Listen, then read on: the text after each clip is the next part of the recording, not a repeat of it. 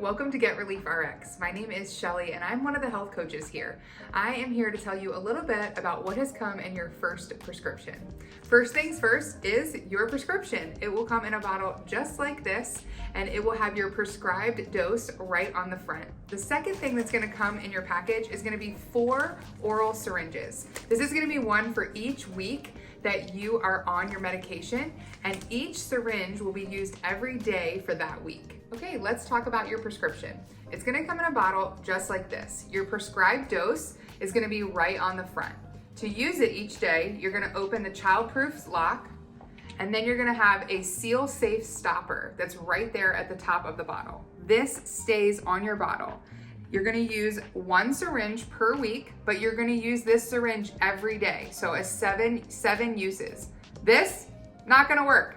You have to take off the top. Then you're gonna go ahead and put that right in the top.